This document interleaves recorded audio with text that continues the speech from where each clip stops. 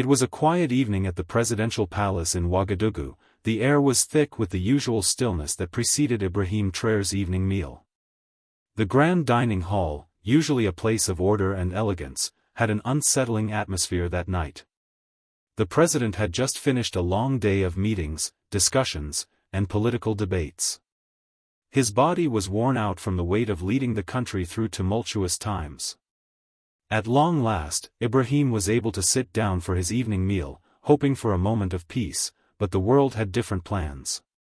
As his lips met the first bite of the traditional Burkina Faso dish, rice, fried chicken, and vegetables, he felt something was wrong. The first sign came as a burning sensation in his throat. Then, a sudden pressure began in his chest. He tried to swallow, but the discomfort intensified. His mind began to race, as his body seemed to freeze. The warmth that spread through his veins wasn't the kind one expected after a hearty meal. It felt ominous, foreign, and dangerous.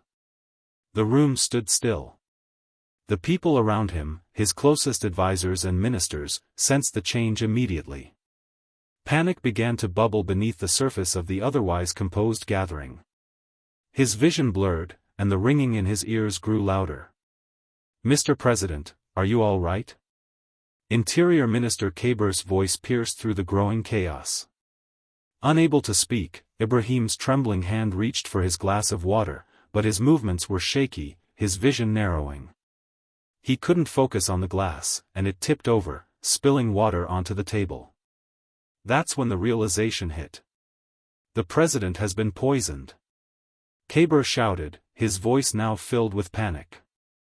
"Call a doctor," he ordered urgently, leaping from his chair. The room erupted into chaos. Guards rushed in, and ministers stood up, shouting orders.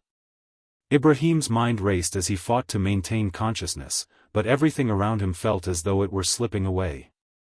He couldn't even focus on the faces of those around him. The only thing he could feel was the tightening pressure in his chest and the burning heat spreading through his body. "Seal the palace," ordered Security Chief Ouedraogo, his voice cold and commanding.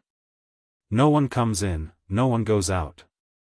This is an assassination attempt." Ibrahim's world had turned upside down in an instant. His body seemed to betray him as he struggled to breathe, a desperate and silent plea in his mind. Would he ever see the rising sun again? As the emergency alarms rang out across the palace, the health team arrived within moments, but every second felt like an eternity. Dr. Zongo quickly assessed the situation. His face tightened as he confirmed what everyone feared.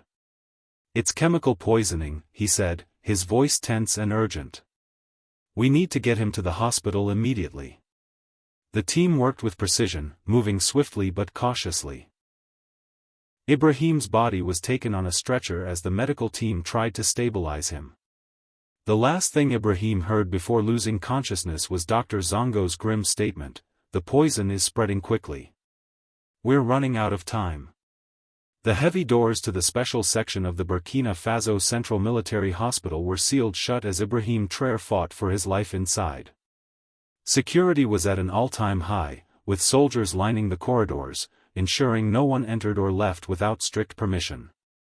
The hospital had become a fortress of sorts, dedicated to preserving the life of the president while a storm of panic raged outside. The news spread like wildfire. Social media exploded with the hashtag #PrayForTraoré, a global call to action as citizens from around the world expressed their concern for Burkina Faso's young leader. In the streets of Ouagadougou, crowds gathered, praying, shouting, and protesting. Some cried out that it was the work of Western powers, while others accused traitors from within the palace. The country had become a tinderbox, and Ibrahim's survival was the only thing keeping it from igniting. Inside the hospital, the situation was dire, but there was still hope.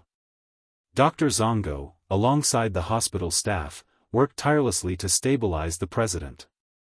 Ibrahim's vital signs fluctuated between critical and stable, and the medical team did everything in their power to keep him alive. But even as his physical condition remained uncertain, the real question loomed larger: who was responsible for this attempt on his life? Outside, in the corridor, the Prime Minister, Interior Minister Kaber, and Security Chief Wedriago gathered to discuss the situation. The tension in the room was palpable as they waited for updates from the medical team. "What's the situation?" Prime Minister Dio asked, his face etched with deep concern. "Critical, but stable," Dr. Zongo reported, showing them a medical report. "The poison is sophisticated. The laboratory analysis is ongoing, but it is clear that whoever did this had access to something beyond the ordinary." "This is an assassination attempt," Wedriago said, his voice low.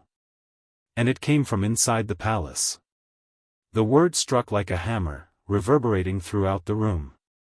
It was the most frightening possibility. Someone close to the president had been behind the poisoning. The security chief's eyes flicked to each of the men around him, his thoughts racing. Everyone was a suspect now. "We need to act quickly," Dio said, his voice growing firm. "The most important thing is the president's survival.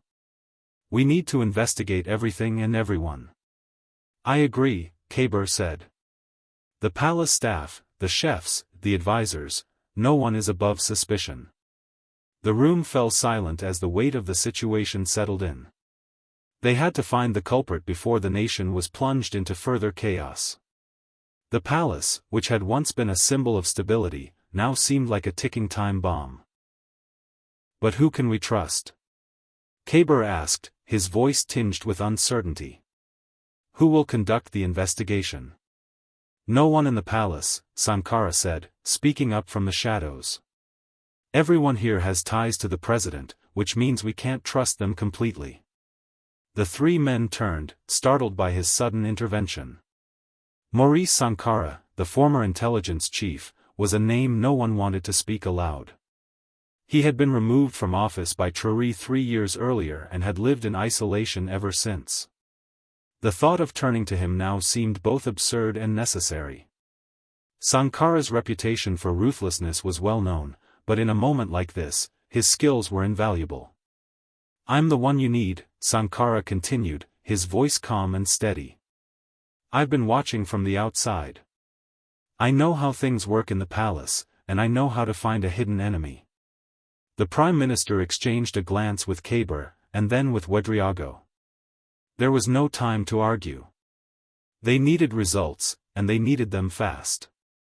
"You're right," Dio said. "We need your help. The country is depending on us to find the truth." Sankara didn't hesitate. "I'll need access to everything. I want to see all the records, the security footage, the staff rosters. I need to understand how the food is prepared and who was involved in the preparation." "I'll get you everything you need," Wedriago said. "But you need to understand that trust in this room is shattered. We're all suspects now." "I don't care about your trust," Sankara said, his tone unwavering. "I care about finding the truth."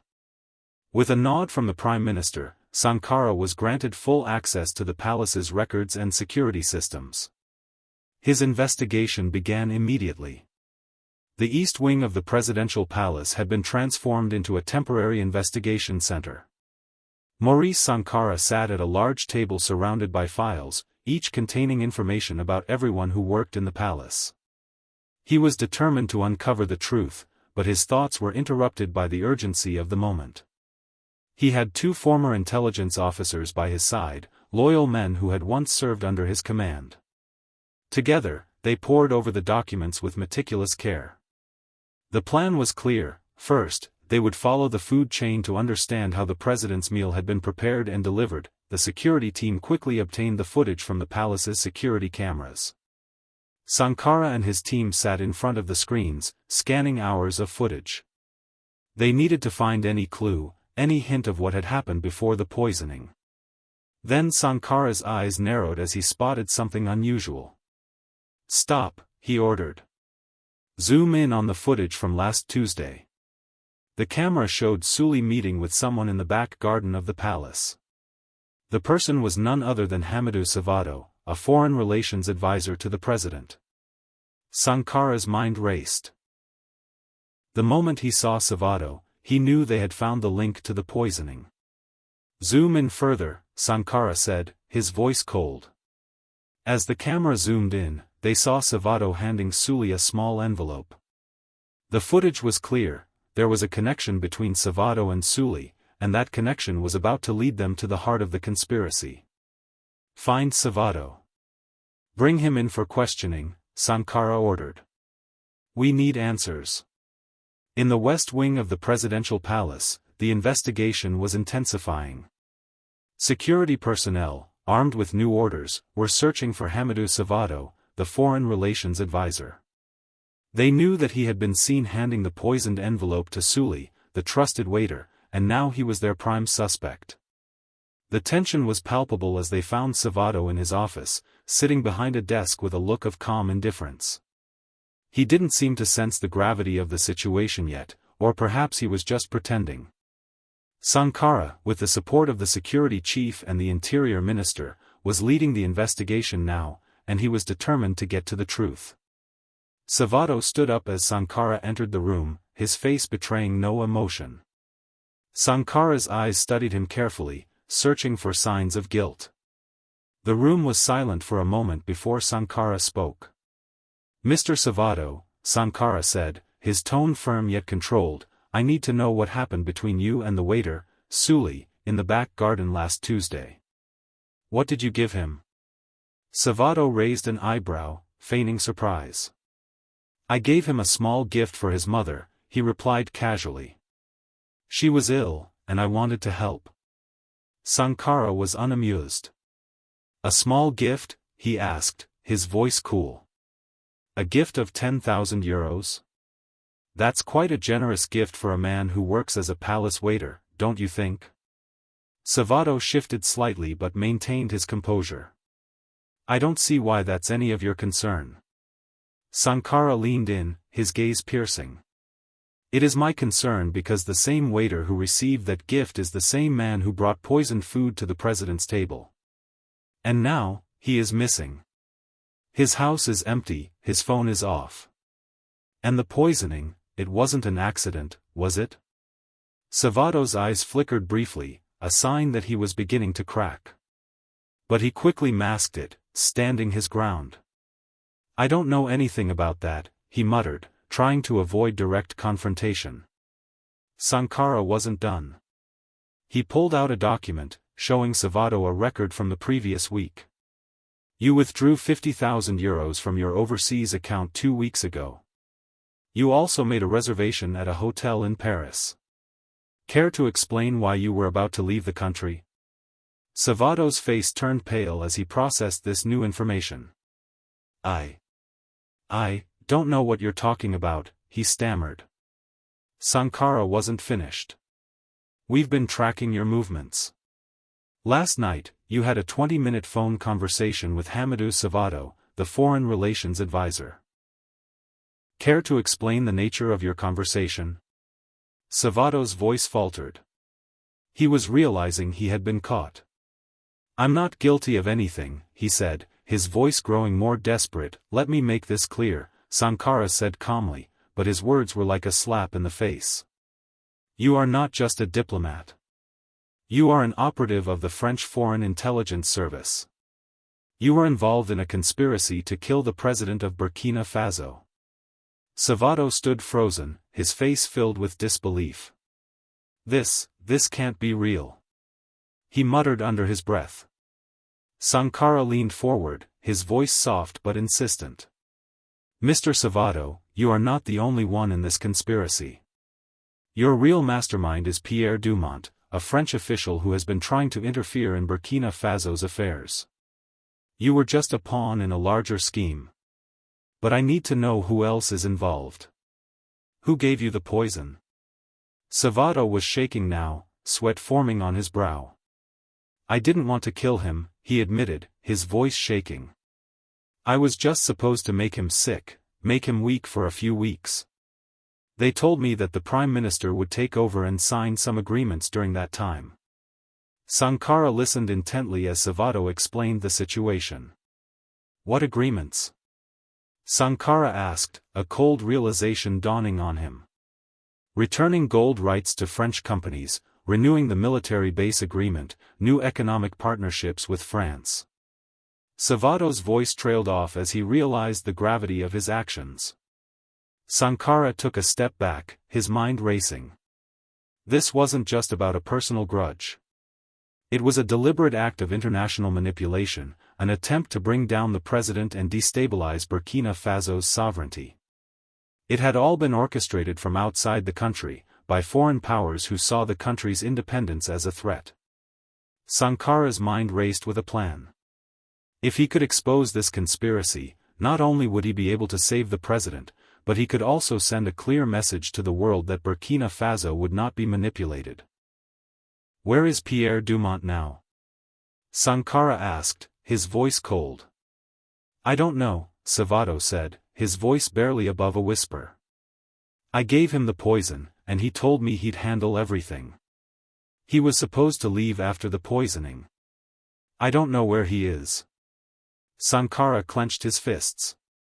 "We will find." The atmosphere inside the corridors of the military hospital was thick with tension. The last few days had felt like an emotional roller coaster for everyone involved. But for Maurice Sankara, the situation was even more critical. Every piece of information he had uncovered led him closer to understanding the web of lies and deceit that surrounded President Traoré. But time was running out, and they had to act fast. As Sankara and the security team prepared their final plan, the message had already been sent. The Burkina Faso Ministry of Health had released a statement that the president's condition had worsened overnight. His health was now described as critical. This news was carefully crafted to manipulate the conspirators, drawing out those who had played a role in the assassination attempt. The streets of Ouagadougou had erupted in mourning. Thousands gathered outside the hospital, their voices a chorus of grief. Some believed that the young president had succumbed to the poison, while others were praying for his recovery. But within the palace, a different story was being woven, one that was about to expose the people who had conspired against the country. Maurice Sankara stood quietly in the hospital room, observing President Traoré. The young leader's condition was improving slowly but steadily. Ibrahim Traoré's eyes opened, though his body remained weak from the poison that had nearly claimed his life. Sankara leaned in, his voice soft but clear. "How do you feel, Mr. President?" Sankara asked, his gaze focused on the fragile man before him. "I feel like I've been hit by a truck," Traoré responded, his voice hoarse but with a spark of life. "But I'm alive." Sankara nodded. "You're alive because we're not done fighting yet. You've been poisoned, Mr. President. But it wasn't an ordinary act of betrayal. This was a calculated, planned attack to destabilize our country." Traoré's expression darkened as he listened to the details. "The French?" he asked weakly, his voice barely above a whisper. Sankara took a deep breath. "Yes. They're behind this attempt. They've been trying to manipulate our country, to force us back under their control. But I'm going to make sure we expose them. The poison they used wasn't meant to kill, just to harm. And now, we're going to use this opportunity to trap the ones who did this." The president nodded weakly, his eyes narrowing. "Do what you must, Maurice. But we need to make sure no one else is involved. I trust you." With that, the plan was set into motion. The following day, a false report was leaked to the media. It was announced that President Traoré had died from the poisoning, throwing the entire country into shock. The streets were filled with protesters and mourners. It was the perfect distraction. As planned, the French operative, Pierre Dumont, received a message from the palace. The president was dead, and the prime minister had assumed control. Dumont, thinking he had won, immediately arranged for his clandestine visit to Burkina Faso. He was eager to finalize the agreements that would strengthen France's control over the country's resources. The plan was simple: Dumont would come to the country, sign the agreements, and leave with no one the wiser. But he didn't know that he was walking into a carefully laid trap. In the meeting room, Prime Minister Maurice Sankara, and the security chief waited. The door opened, and Pierre Dumont entered with a look of practiced sorrow. He was greeted with false condolences by the Prime Minister. "Mr. Prime Minister," Dumont said, feigning sadness. "On behalf of the French Republic, I offer my condolences for the loss of President Traoré. We are with you in this difficult time." Dio nodded, offering the diplomat a seat. "Thank you, Mr. Dumont. Please, sit down. We have some important matters to discuss." Dumont raised an eyebrow at the mention of Sankara, but said nothing as he sat down. There was an uneasy tension in the room, but Dumont did his best to mask it. "You know, it's very kind of you to travel all the way from Paris to offer your condolences," said the Prime Minister. "Though, it is strange that you would be here as an assistant when you have no official position in the French government." Dumont's face shifted slightly. "I am a senior diplomat," he replied with some irritation. "What is this about?" Sankara stood up and opened a file, his eyes never leaving Dumont. "You're not a diplomat," he said coldly. "You are an operative of the French Foreign Intelligence Service. And you're here to control Burkina Faso's future." Dumont's face went pale. "What is this nonsense?" he stammered. Sankara clicked a button, and the sound of Dumont's own voice filled the room. The recording of his conversation with Hamidou Savato played clearly for everyone to hear. "Are you sure Traoré is dead? This is great news." "I'm coming right away to get the agreement signed," Dumont's voice echoed in the room. Dumont's world shattered in an instant. His worst fears had been realized. Dio's voice was firm.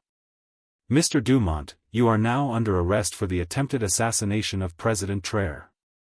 You are not immune from prosecution." Dumont stumbled back, his eyes wide with panic. "You can't do this," he said desperately. "I have diplomatic immunity." Sankara stepped forward. "You don't. You're not a diplomat. You're a criminal, and now you'll answer for your actions." Just as Dumont's world was collapsing, the door to the room opened, and Ibrahim Traoré, pale but very much alive, walked in. His steps were shaky, but he was standing tall. This is impossible." Dumont gasped. "I'm stronger than you thought, Mr. Dumont," Traoré said with a calm voice. "And so is Burkina Faso." With Dumont arrested and the truth revealed, Burkina Faso took a bold stand. The French government claimed that Dumont acted alone, but no one believed their explanation. The plot to control Burkina Faso's resources had been exposed, and the country stood united against foreign manipulation. Ibrahim Traoré addressed the nation, his voice firm and filled with determination. "This attack was not just an assault on me," he said. "It was an attack on our independence. But this incident has shown us that we cannot be intimidated.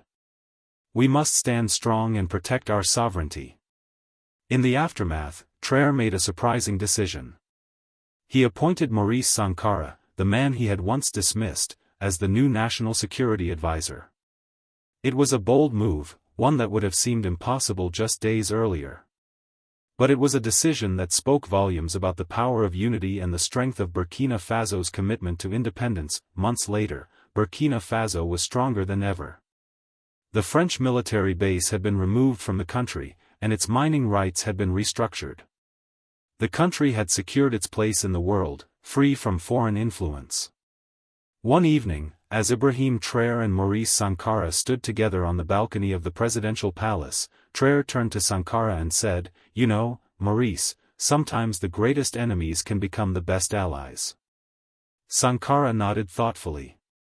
"Because a real enemy, at least, is honest. Their motivations are clear." Traoré smiled, the weight of the past years lifting from his shoulders. "And now, I understand that dismissing you 3 years ago was a mistake. You were just following a different path, but the goal was the same. Burkina Faso's independence." Sankara glanced out at the horizon, his voice thoughtful. "Perhaps the poison was a medicine for us. Sometimes, the difference between poison and medicine is just the dose." Traoré looked at the sun setting on the horizon, his eyes filled with understanding. And sometimes, the truth itself is poisonous. But at the same time, it is the only cure. The two men stood together, watching as the future of their country unfolded before them. The poisoned truth had united them, strengthened them, and put Burkina Faso on a safer path, one that was free from manipulation and ready to stand strong in the war.